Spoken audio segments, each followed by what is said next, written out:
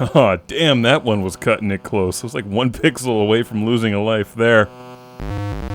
Silly rabbit, QIX are for Atari 5200 owners. And for those fortunate enough to find one of these arcade machines, QIX from Taito. This is a 1982 release on the Atari 5200, and it's been on other consoles too, like the Game Boy and NES. It's a catchy game. And I've got back-to-back awesome 5200 reviews here. Space Dungeon followed by QIX, both by Taito, 2 of the best games on the 5200.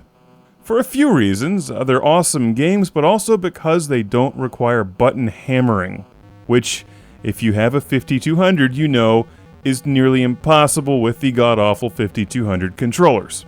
Because the buttons suck, and so does the joystick, but it's not too bad for this game.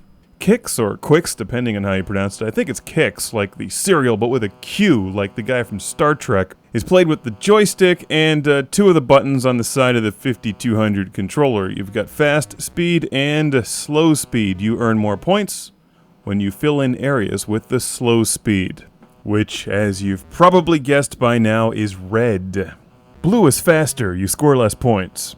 So what are you doing here? Well, you have to fill in blocks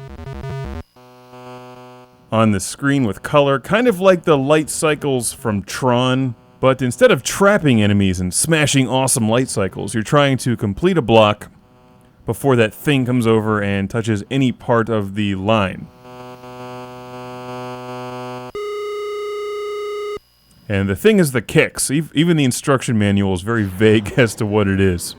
I think it's just something that sounds cool. QIX. This whole game is basically just risk versus reward. You're taking your chances anytime you venture further out into the black space.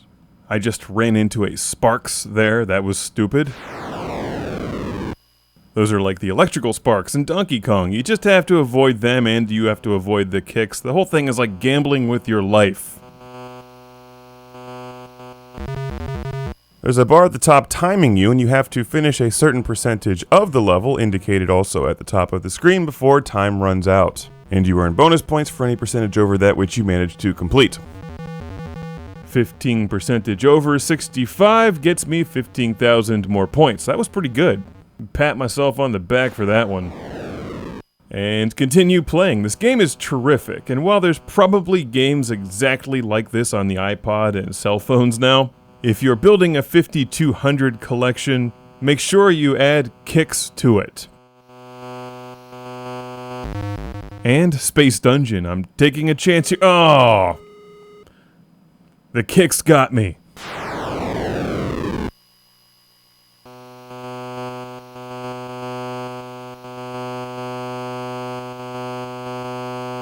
The game isn't much for sound design. It sounds like something's wrong with your TV when you're playing it, but it makes up for that with awesome gameplay.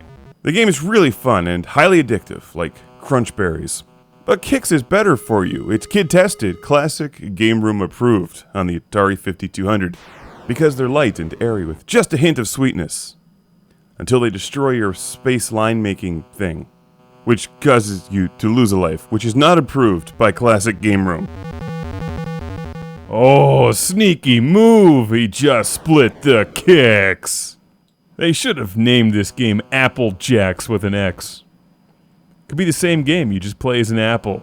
They didn't even taste like apple. What did they taste like? And who would win in a battle of Applejacks versus Booberry?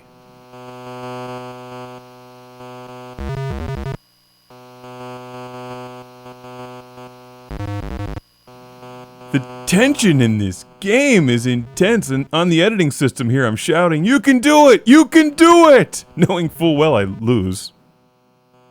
But did I lose? Because I enjoyed my time playing QIX, eating QIX, taking QIX to the head. Go kick some ass. Get QIX for the 5200.